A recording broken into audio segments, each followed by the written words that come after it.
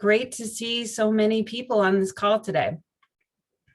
And maybe, Sylvia, you just give me kind of, when you think the waiting room's kind of under control, we'll be admitting people, I'm sure, as things get going, but. Yep.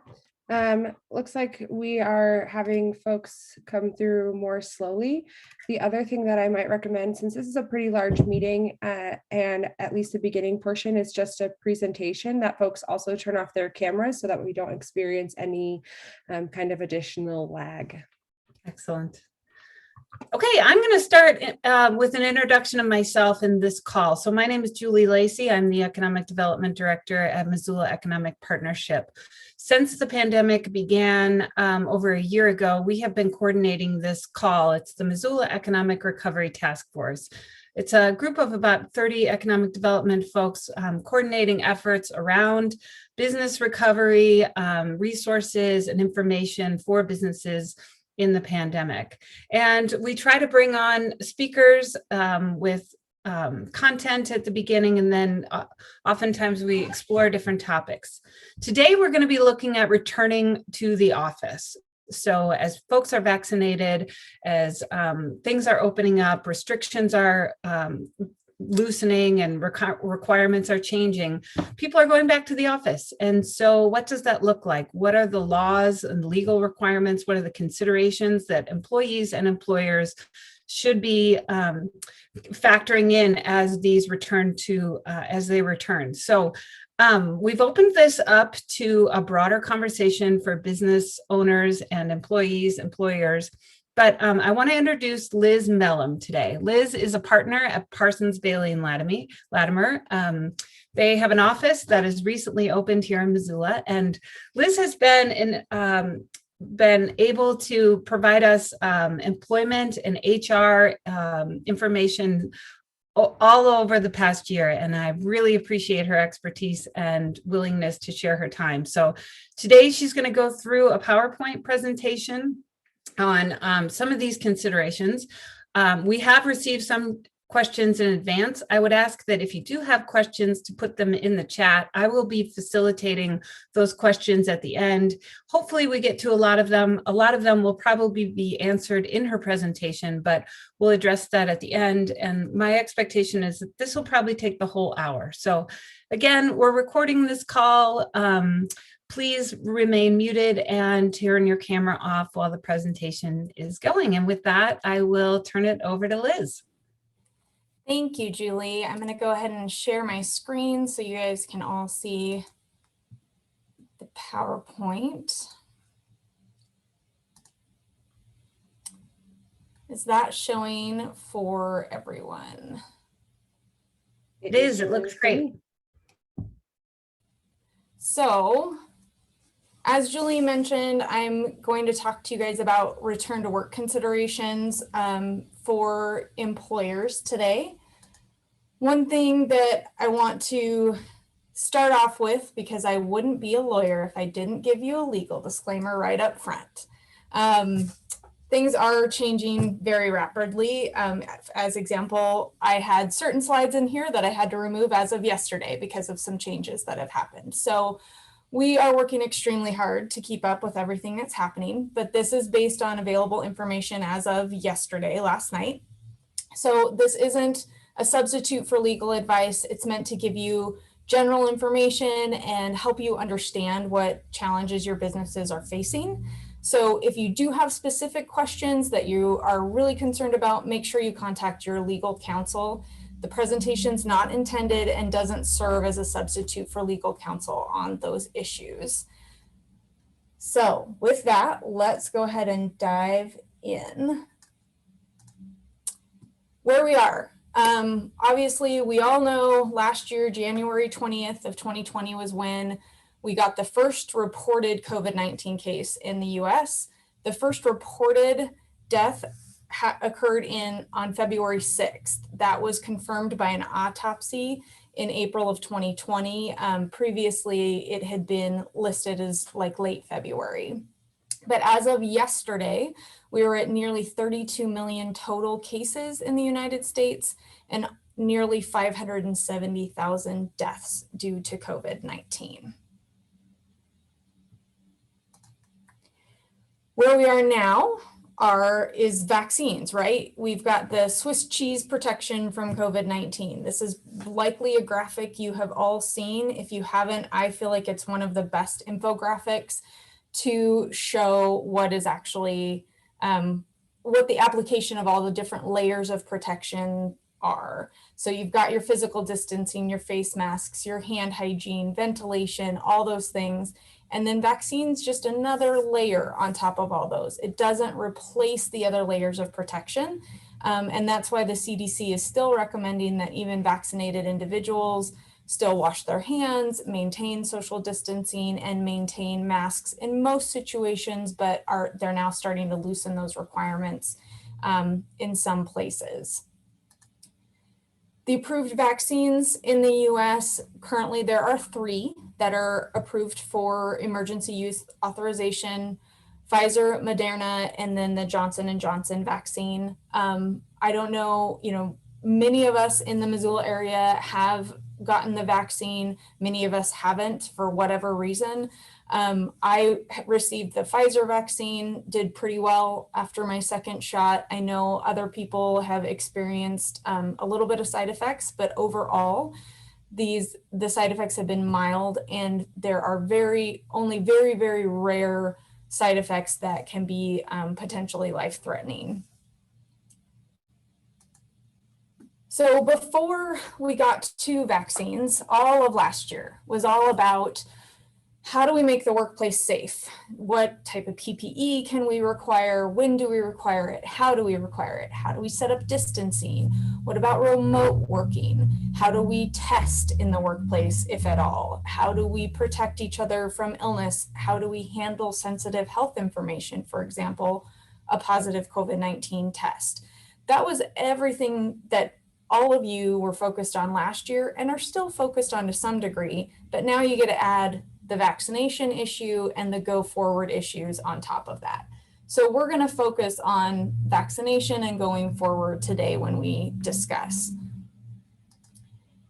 So we are currently in the vaccination workplace, and the big, there's probably 100 questions in everybody's minds right now about, do I need a vaccination workplace policy? What do I do to write one? How do I make that fit with my business objectives and the community public health? Do I provide vaccines? Do I encourage vaccines? Do I mandate vaccines? I know that's a big question, and we're going to get to the answer on that for you. But this is where pretty much every business is right now, trying to weigh the pros and cons of what they do to protect their business, their employees, and the community through vaccination. So in terms of what laws apply and what's relevant here on vaccinations, here's a starter list for you. The federal statutes and guidance bring in ADA, the Americans with Disabilities Act, pregnancy discrimination, genetic information non-discrimination, Title VII, which is your general discrimination law, the EEOC pandemic guidance, OSHA whistleblower protections. Those are all at issue here. There's also case law, right, about whether or not a municipality can have a mandatory vaccine ordinance for public employers, whether there's First Amendment or religious freedom rights issues. The state laws, which I'm going to spend a good chunk of this presentation talking about Montana's recent state laws and how they're going to affect you as a business. And then you just have to think about public policy, public opinion, anti-vaccination movements. Where does your company fit in that? And what does your company want to communicate through its own policies and its own practices? So the big answer, drum roll, to everybody's questions about, can we mandate a vaccination policy? Should we mandate? The answer, as of likely the end of this week, is going to be no in Montana. Just yesterday, this Montana House Bill 702, which expands Montana's Human Rights Act, passed both the Senate and the House and was sent to enrolling, which means that it is just waiting for the governor's signature. It's getting prepared for his signature. And as soon as he signs it, which I assume will happen later this week, this will become law. So what this law essentially does, and I apologize if it's hard to visualize this, it's a screenshot of the law as amended in its current form. So it's not the enrolled or final form, but this is what passed both houses. So basically, this is an act prohibiting discrimination based on a person's vaccination status or possession of an immunity passport. Essentially, what this does is it makes a new protected class under Montana's Human Rights Act. So for those of you who aren't super familiar with the lingo, Montana's Human Rights Act is basically Montana's anti-discrimination laws. Basics about that in Montana are if you have one or more employee, it applies to your business. So it's not like the federal law where you can kind of skate underneath the radar until you hit a higher number of employees. It's one. The other thing to keep in mind about Montana's Human Rights Act is that there is a provision that excludes charitable, fraternal, and religious organizations from the Human Rights Act. However, it's a little convoluted, and it's always the best practice to assume that the anti-discrimination laws apply to your business or your company, even if you are a nonprofit. It's a much better thing for you to act as though you need to follow them than to act as though you've got to get out of jail free card and then you get bit by something in the long run. So HB 702, what does it mean? This law makes it illegal to discriminate against a person based on their vaccination status. This applies to all vaccines. It is not limited to just COVID-19. The law effectively bans mandatory vaccination policies in Montana. So for those of you who are aware of the governor's executive order earlier in April, where he listed out essentially, it was essentially a ban or a stated ban on vaccine passports or immunity passports. This is going to codify that and it's going to expand it even further. So the key language for you all as employers is that it says employers cannot discriminate against a person in compensation or in a term, condition, or privilege of employment based on the person's vaccination status.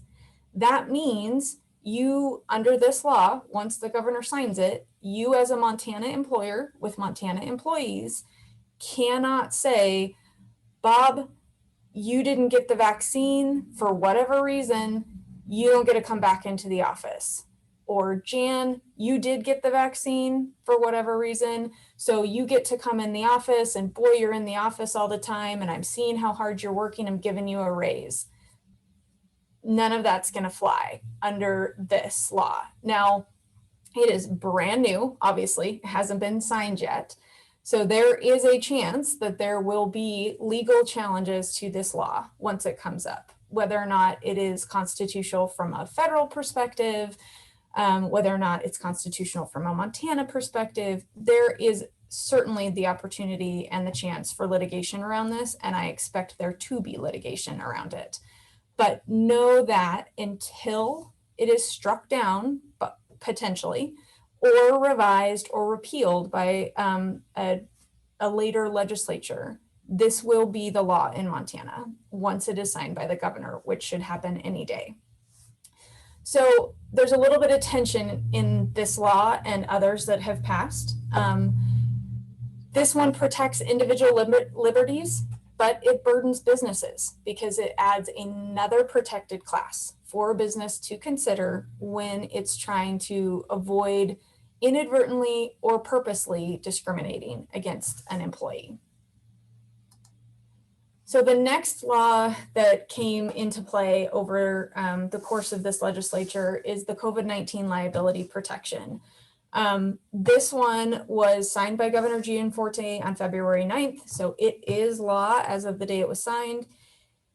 Basically, this protects a person, which a person includes a business or an employer. They are not liable for civil damages for injuries or death from or relating to exposure or potential exposure to COVID-19. There are some limited exceptions to that, but they're pretty narrow. The only major exception is that you can be liable for those injuries or death if there was gross negligence, willful and wanton misconduct, or intentional tort. This is pretty standard language when you're talking about absolving a business or a person from liability for something. The gross negligence, willful and wanton misconduct, and intentional tort is essentially saying, well, if you're going to purposely try to expose someone to COVID-19, or if you're going to just flat out disregard all of the health guidance out there and not care at all, then you could potentially be liable if there are COVID-19 injuries or death that can be traced back to your company. This liability protection also has a safe harbor, an affirmative defense that's kind of a get out of jail free card. Essentially, if you can prove that you as a business have taken reasonable measures consistent with regulations, orders, and public health guidance, so for example, consistent with the CDC's guidance at any given point in time, then it's a complete bar to any action related to COVID-19. So as long as you as a business are following, the general guidance, both from the Missoula City County Health Department, from, the CDC, you're doing your best to kind of marry all those different provisions, then you're making a good faith effort to follow those reasonable measures. And you ultimately, under this law, likely would not be liable for someone bringing a lawsuit to say, oh, I got COVID-19 by eating in your restaurant, and then I was in the hospital for a month, and you need to pay my hospital bills. So this liability protection, for those of you who are familiar with the governor's statements around the issue, he was adamant about getting this passed through legislature, and as soon as it passed and he was able to sign it into law, that is when he reduced or lessened the mask mandate in Montana to make it an individual choice whether or not to wear a mask. Of course, localities like Missoula can make different mask mandate decisions, and there are currently different decisions throughout the state. But this is the COVID-19 liability protection law, the basic overview. So with those two laws, where do we go from here? We've got the tension between protecting an individual's liberties, making vaccination status a protected class, and protecting businesses with the COVID-19 liability protection. Combined, the effect of the two laws essentially is that it both forbids employers from mandating vaccines and also removes them from being liable for injuries or death related to COVID-19 in the workplace. So that can be interpreted a number of different ways by other businesses, but the sum total of it is you as a business, as personally or individually worried you are about your employees or the public, Montana is passing laws to protect you and to also protect your employees individually. These are state laws. They don't cover federal laws, but you do still have to comply with federal laws. These next couple slides I'm going to go through are just kind of a overview of the federal laws, or actually federal guidance, that apply currently, both from OSHA and the EEOC. To the extent that these conflict with state law, those are things you're going to want to talk to you're specifically bring up with your legal counsel if you've got a hot issue that you're worried about. The reason being, and I smirk a little bit because that's one of the constitutionality questions that may or may not pop up with litigation about these state laws. So just know that it's a little bit of an additional minefield for you right now, but the broad effect of the Montana laws that are being implemented in the legislature this year are really to be more protective of the business and allow the business more flexibility to get open and get moving. So under OSHA, we have the general duty clause. That basically requires an employer to provide a workplace that's free from recognized hazards that are likely to cause death or serious physical harm. COVID-19, I think all of us can recognize, would fall into that type of a category. So that would be, the reason to encourage or impose vaccination on your employees because of that clause. However, in guidance that OSHA posted earlier this year, they did not say mandate or don't mandate on vaccines. Again, we're talking about federal law right now, so we've moved on from what we were just talking about with Montana state law that'll come into play that will become law pretty quickly. Essentially what OSHA did was lay out, here's what we think the best COVID-19 prevention programs are and what they have as aspects of it to help give businesses guidance on how to move forward. So in terms of vaccines, they said making a COVID-19 vaccine available at no cost to all your eligible employees is a great idea. You want to provide information and training on the benefits and safety of vaccinations. Again, these are not requirements. This is guidance. So you're not going to, be violating the law if you don't give that information or training. But it's OSHA. What OSHA is saying is best practices in order to comply with the general duty clause. OSHA also gave some guidance that you don't want to make a distinction between workers who are vaccinated and those who are not.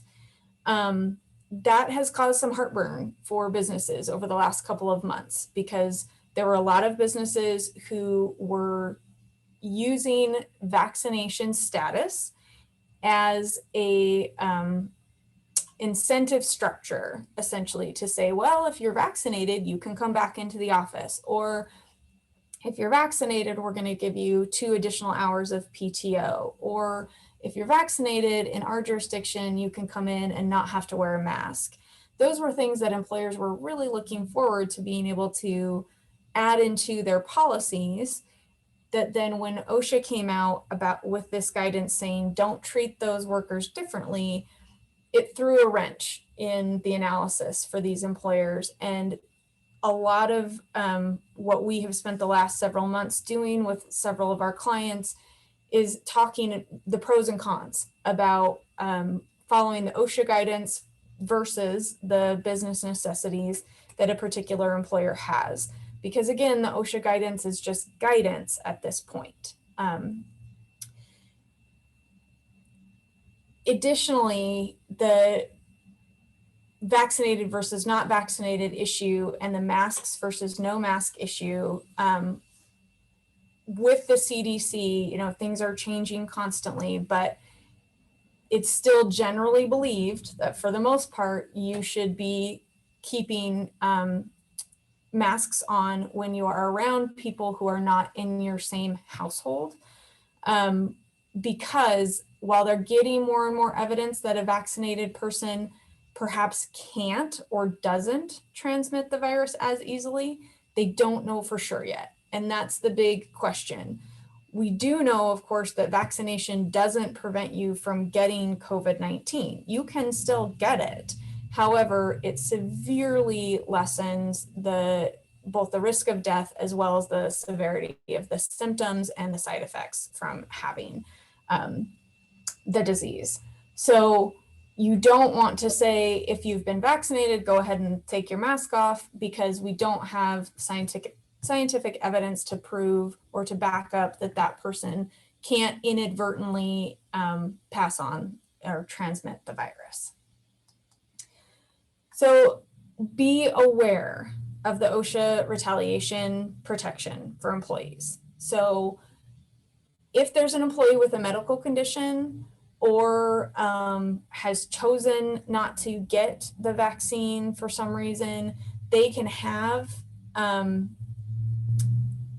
whistleblower protection, basically.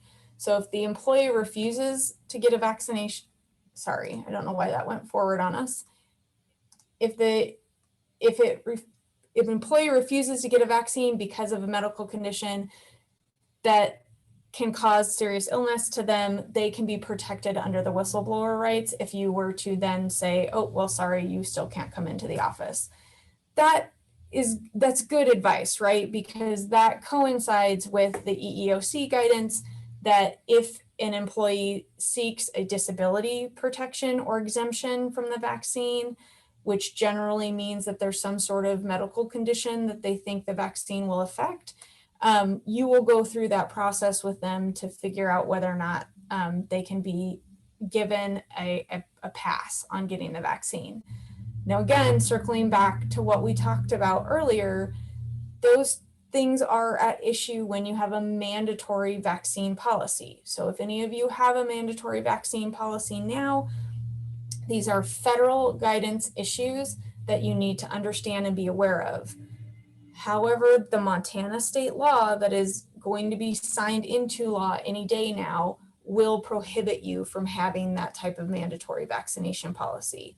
So if you've been in the process of drafting one, if you're starting to implement one, it would be best to put the brakes on that for now if you are a Montana employer and you have Montana employees. So this next slide, this is EEOC guidance that was issued in late December. This again is the EEOC is the Equal Employment Opportunity Commission. It is the federal agency that oversees discrimination actions, the Issues with Americans with Disabilities Act, those sorts of things. So if you are only encouraging vaccine and then you're tracking who's been vaccinated, for example, saying, hey, if you've gotten your vaccination, let us see a picture of your vaccination card so that we can keep record of the fact that you're vaccinated, the EEOC has advised that that is not an illegal disability-related inquiry under the ADA. Basically, what that means is that under federal law, you have the ability to ask for proof of vaccination from your employees. I know that there are rumblings and discontent in the community, mostly among employees who think that handing over a picture of their vaccine card or handing over their vaccine card as well is, you know, a HIPAA protected thing, and you as an employer can't force them to give it up, and that you don't have a right to my medical information. Well, the EEOC, one, HIPAA in the vast majority of the time doesn't apply to private employers that aren't healthcare providers, but that's a whole other webinar for us. So HIPAA usually in most scenarios is not a consideration. But in terms of the medical information that an employee may claim is on the vaccination card, the EEOC has given guidance that just the card itself and nothing else is not medical information, and it's not a medical inquiry to ask for a copy of it. For those of you who've been vaccinated, you know the cards have your name, your date of birth, and then the dates of your vaccine, one or two dates depending on which type you got, and then it has the type with you know, the lot number of the vaccine and things for purposes of tracking what you received. It's the same type of information that a doctor maintains if you get the flu vaccine or any other type of a vaccination from them. This time it's just put on a card that the person can carry with them in case of needing to show it at some point in time. So because that card doesn't have any specific medical information, like what other medical conditions the employee may have, the EEOC has said this is not a medical inquiry. You do want to be aware, though, that your employee may give you too much information. They might hand over like their entire medical record, like the visit. You don't want that. You only want the little card. And again, this is under the EEOC guidance. This is under federal law. This is not under HB 702, the Montana guidance, which read on its face, that law would make it inapplicable or you unable as an employer to say, I want to see a picture of your vaccine card. Because the implication there would be that you are tracking and wanting to treat employees differently based on whether or not they have been vaccinated. So because of the newness of the state law, and because we don't know, really what the implications are going to be, that is so very much in flux, and it's just a huge be careful about it. And if you have specific questions about what you can and can't do under that law, you're going to want to talk to your legal counsel, because it's going to be a little bit of a tap dance for a while trying to figure out what's okay and what's not. So the last bit of Montana law that I wanted to just highlight for you guys, this is not really a vaccine or COVID-19 issue, but it's a little bit of a return to work issue. The legislature did pass amendments to the Wrongful Discharge Act this session. They were signed by Governor Gianforte on March 31st. So they are, in play now, and they are overall business and employer friendly amendments. So one of the primary amendments that was done was that previously the Wrongful Discharge Act said you can have a probationary period. Sorry, let me back up for just a second. For those of you who aren't aware, Montana is the only state in the United States that is not what is called an at-will state. Every other state has that an employee is at will, which means that they can be fired at any time for any reason or no reason at all, as long as it's not a discriminatory reason. But it basically is, if I think you have a bad attitude, I can fire you. If I think, if you have talked back to me, and while I don't have a specific policy against talking back to the boss, I don't like it, I can fire you. As long as I'm not doing those things for a discriminatory reason, then I can fire you in any other state. In Montana, when an employee is hired during their probationary period, they are considered at will. So you can hire, fire for any reason or no reason at all, as long as it's not a discriminatory reason. But once they pass the probationary period under Montana's Wrongful Discharge Act, you must have good cause to fire an employee. That is generally understood as the business interest of the employer is affected. Could be anything from the employee is consistently late to work and you have a policy saying you can't be late to work, and so you fire them because they violate that policy. Could be that they steal from you. You fire them because they're stealing from you. There's all sorts of things in there that give businesses discretion, but there's a lot of protection for employees in Montana that they don't get in any other state. So what the amendments here did was that previously the max amount of probation that you could have as an employer in Montana was 6 months. That has been extended to 12 months. So now when you hire a new employee, you can give them a 12-month probationary period. So the entire first year of them working for you, they can be fired for any reason or no reason at all, as long as it's not discriminatory. You also have the ability to extend that probationary period for an additional 6 months as you're reaching the end of the first 12 months. So in total, you could get to an 18-month probationary period for an employee. The Act also amends the good cause definition to codify an employer's reasonable business judgment. This is something that's developed through Montana case law, and the legislature essentially was putting it in there to say, you know, an employer can use their reasonable business judgment to make a decision about whether or not to hire or fire, or excuse me, to fire an employee, to terminate an employee. A brand new provision of the Wrongful Discharge Act is that the employer has the broadest discretion when making a decision to discharge any managerial or supervisory employee. That was not present before. So now it is present in the law, and it is able for you to rely on as a business, as an employer, to say, well, you know, I fired Bob, this manager, because of A, B, and C, and this law will give you the broadest amount of discretion possible in making that decision.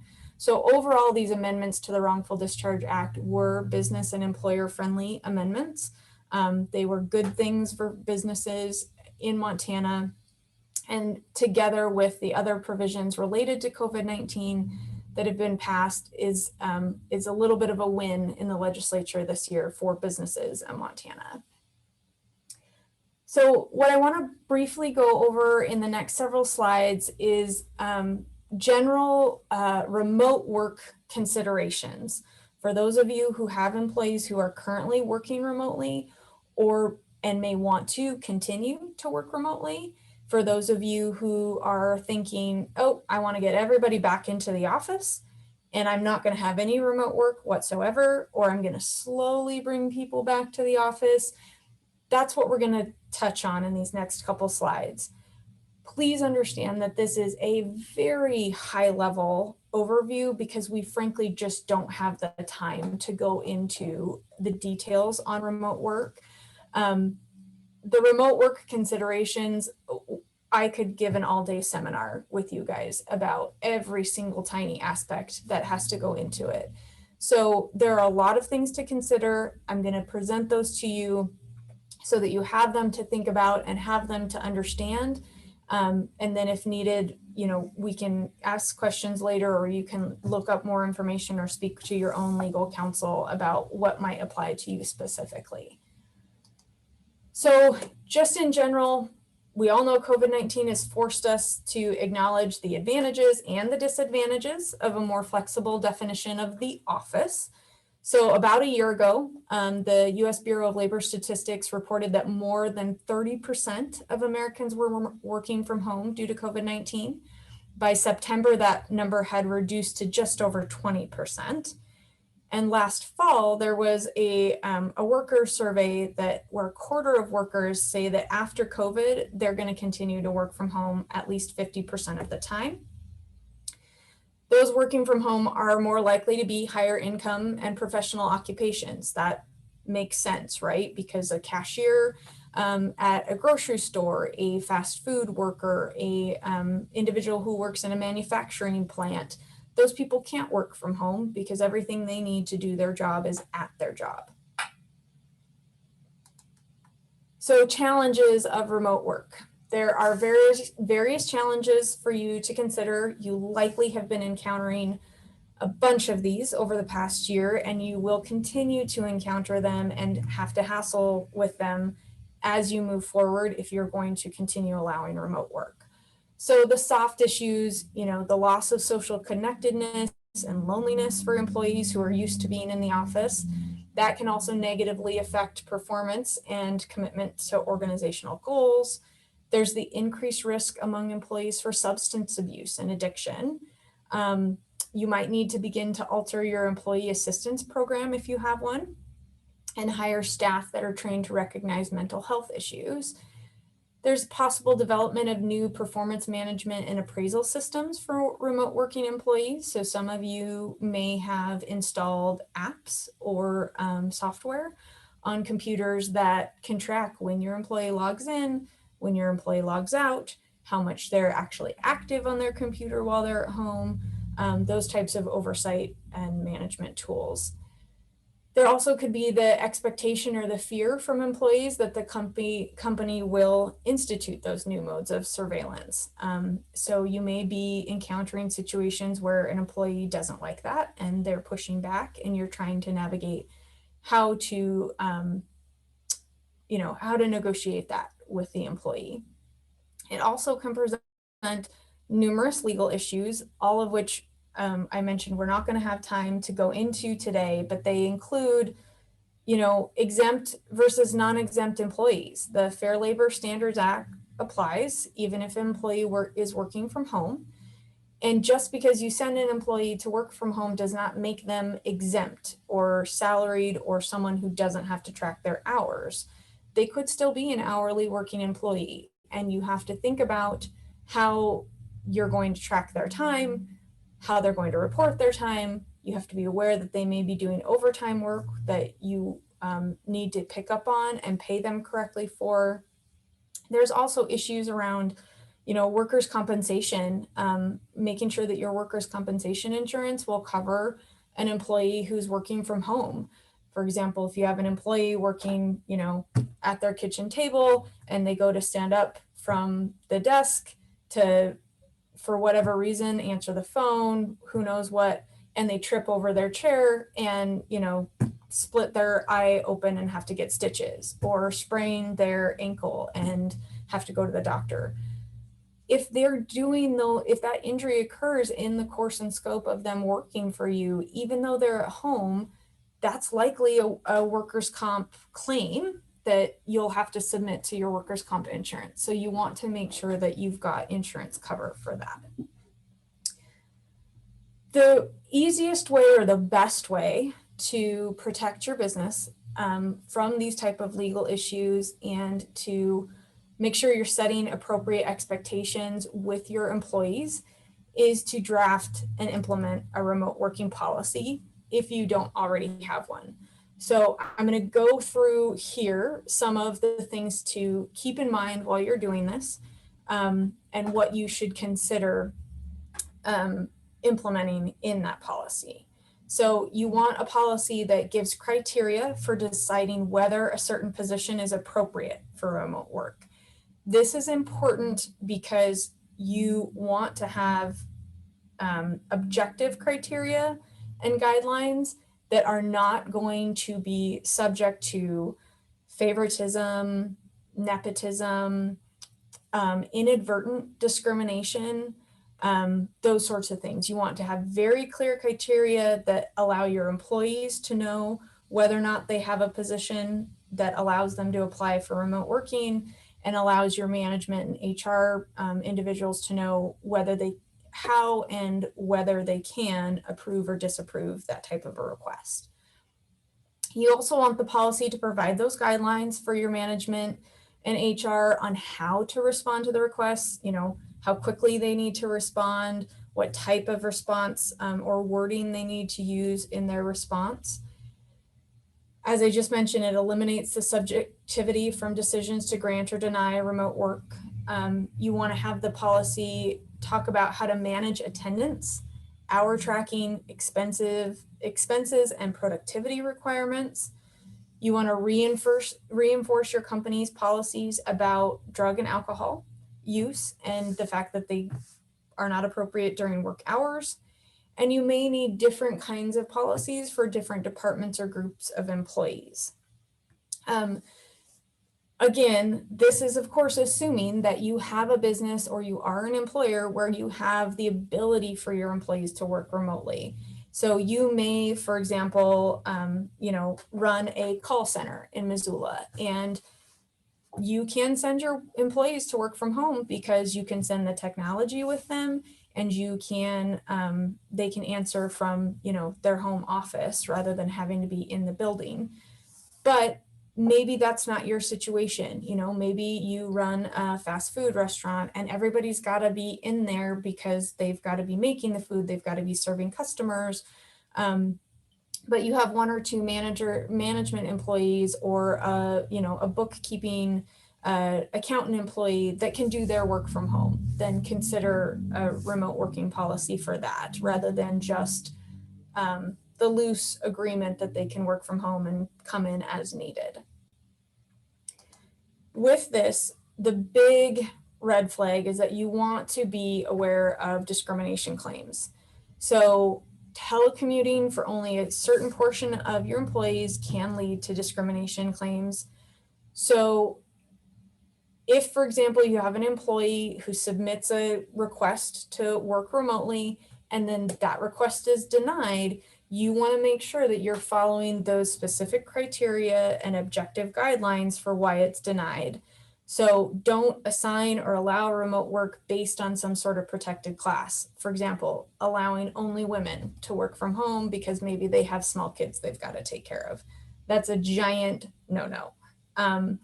You also want to make sure that you avoid discriminating against those who are working remotely. So maybe you aren't seeing the same productivity out of them.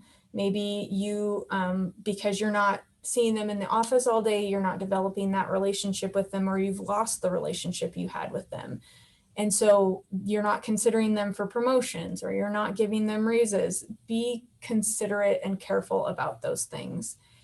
The biggest issue with discrimination claims is a lack of consistency. So if you have a company where you have HR department or management or boss that is not applying and implementing policies across the board the same for everyone, that's going to lead to problems. And this could end up being a disparate impact discrimination claim.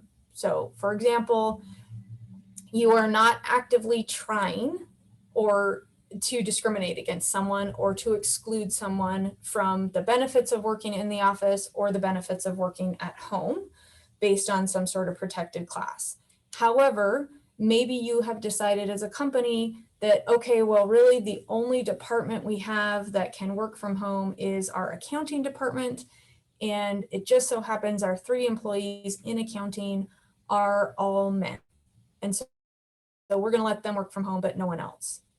Inadvertently, you may have opened yourself up to a claim for discrimination based on the fact that only men are being allowed to go work from home. Those are things that can be, of course, defended against in a lawsuit or in a claim with the Human Rights Bureau. But those are things that you want to be aware of, just not stepping in that type of an issue and trying to avoid it from the beginning. The best solution here is to have a written policy with legitimate, objective business standards that's applied uniformly across employees or across departments as needed. So this is the last substantive slide I have. Looks like we've got a little bit of time left, but these are the common mistakes you want to avoid when allowing remote work. Failing to provide meal and rest breaks. This is really important for your non-exempt employees. They are still entitled to their rest breaks. They are still entitled to their meal breaks. And those have to be actual breaks, not them, eating at their desk while still working. So you need to think about how those are going to be accounted for, how they are going to be enforced throughout the day, what type of considerations you need to make for those non-exempt employees who may be working from home. Another big mistake is ignoring and not prioritizing your employee morale and your cohesion among team members. So think about what you can do to help people still feel connected and invested in your company. Also, not maintaining a workers' compensation insurance program on your remote employees. As I mentioned earlier, you'll want to talk to your insurance carrier and make sure they provide that coverage. You also don't want to assume that the headquarters for your company, that state's law applies. So for example, if you are a company who is based in San Francisco, but you have 10 employees who work remotely from Montana, you need to be familiar with both California law and Montana law. And the general rule is that wherever an employee does their majority of their work, that's the jurisdiction's law that applies. So if you have an employee that says, you know what, this work and remote thing has been great, I want to move to Idaho. Will you let me do that and keep working for you? And you say yes, you need to become familiar with Idaho's employee laws and tax laws too, about what tax issues there may be there. So don't just assume that because you're headquartered outside of state, that other states' laws would apply. You don't want to also ignore the physical security of your company property in the employee's home. So if you are sending home a laptop, if you're sending home, sensitive documents, if you're sending home prototypes of, goods that are being created, how are those going to be kept secure in your employee's home? Cybersecurity at your employee's home. Do they have a password on their Wi-Fi network in their house? Do you want to have them set up a different network that is used only for business and their kids can stream, Netflix and whatever off of another network? Those are things to consider. This next bullet point goes back to number one. You can't assume that all remote employees are exempt. Whether they are exempt from the Fair Labor Standards Act or non-exempt relies on their duties, their job description, those sorts of things. So you can't say, well, I'm giving them the flexibility to work from home or to work from, wherever, they must be exempt. That's not true. You need to still do the Fair Labor Standards Act analysis. You also don't want to fail to have and implement a telecommuting policy that helps define for everyone what is expected of the employee and what is expected of the company. And the last one is to not track an employee's time accurately. If an employee is non-exempt, and so they are needing to track their hours and their time, and you start seeing, them sending emails at 10:30 at night after you've been talking to them all day, or you're getting emails from them on the weekend when they aren't normally scheduled to work, or you're seeing that, their productivity has increased and they seem to be doing a lot more work, things like that, that might red flag for you that they are working more than their number of hours in the day, and you may need to get with them to verify the accuracy of their time cards, as well as adjust for potentially any overtime pay that may have been missed. I know that's a lot to go over, but that is the total of the presentation. I know we've got a little bit of time left. If anyone has any questions, I apologize that was fast, but I'm trying to give you a good overview of what the issues are right now. Liz, that was great. I feel like you went through so many things, but in a really succinct and very clear way. So I appreciate what you've prepared for us. And I think I speak for everyone that was, I'm sort of like still taking it all in. I do see a question here. Regarding EEOC, allowing employers to ask employees to show their proof of vaccine card. Can we follow CDC guidance and not require vaccinated employees to quarantine if a close contact, and require non-vaccinated employees to quarantine if they are a close contact? So that's not a yes or no answer. That question is, what you do is going to be based both on the current CDC guidance as of the day that you're having the contact tracing issue, because we all know it changes from, day to day, time to time. It's also going to be reliant on your jurisdiction. So Missoula County, Yellowstone County, Gallatin County, they can have different requirements at the time. But if you are an employer based in Montana and you are following the CDC guidance, and that guidance will allow you to not have somebody quarantine because they have volunteered that they're vaccinated, then under the current law, the COVID-19 Liability Protection and the HB 702 that's about to go into effect, hopefully this week, you would be okay to do that type of thing generally. The primary issue there being, though, is that you've got to weigh whether you're following CDC guidance or are you relying on their vaccination status. And is that going to cause you a problem with the new law that's going into effect? So I apologize that it's not a straightforward yes or no answer. But as we've all learned this past year, everything changes super rapidly and COVID isn't clear for any of us. So.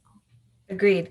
And I think the real takeaway is the importance of following 702 and what that looks like playing out. Is that what I'm understanding from you? A lot of the questions that came in advance really are around rules around vaccinations, and can we restrict, or what about in-person meetings, board meetings, things like that? Again, it seems like the blanket answer is 702 really limits our ability to require vaccinations from anyone in any situation. Is that sort of a key takeaway? Yeah, and so 2 reminders there. One is that HB 702, as of right this second, is not yet law, but for all intents and purposes, it will be as soon as the governor signs it. So right now, today, it's not law, but it's passed both houses of the legislature, just waiting for the governor's signature. The second thing there to remember is, or I guess to know, is that as of last night, I had about 6 or 7 slides in here going through with you guys what you can do to encourage vaccines, what type of incentive programs you can have. And then if you wanted to do a mandatory vaccination policy, here's all the pitfalls, here's the administrative burden, here are the things to consider. And I deleted all of those because of HB 702. I thought it would be too confusing to go through that as options for you guys when there's this pending legislation that is likely going to wipe all of those options out. Excellent. Appreciate that. One follow-up question here. Did a law get passed that limits the local jurisdictional guidance or mandates? That's a good question. I haven't been following that one as closely, so I'm not certain whether or not it's gotten passed, but I know that there was a movement earlier in the legislature to try to limit abilities of local authorities to impose certain types of mandates or restrictions. And I'm just not up to speed on that one right now. Understood. Yeah, that's great. Any other questions? I'll give it a second. I don't see anything else. And then there was a question that came up. A nonprofit had a question, and I think you addressed this originally, but nonprofits should sort of assume themselves to be just the same as businesses operating in that same realm. And is that correct? Is that what? Yeah, so under the Montana Human Rights Act, which is our anti-discrimination framework and laws, the definition of employer excludes charitable, fraternal, and religious organizations that blah, blah, blah, blah, blah, blah, blah, blah. So there are some kind of intricacies there. Generally, if you are a charitable organization or religious organization, you are excluded from those the discrimination laws on a state level. That same type of exclusion does not apply on a federal level. So if you're, a nonprofit that has 30 employees, you are still subject to Title VII. However, it is best practice to always assume that the state law is still going to apply to you, because the downside is, even if it's a defense to you that you could go into court and say, well, this law doesn't apply to me, there's a chance that a plaintiff could still get in front of a jury and make it a public relations nightmare for you that you have discriminated against them, and your claim is, well, I get to do it because the law doesn't apply to me. So it's just better from a practical standpoint to assume it applies. Excellent. Great. That's super helpful. Liz, thank you so much. Thank you. This has been a wonderful hour. We've recorded this conversation. We'll put it on our website. If anyone has additional questions, please feel free to reach out to me directly.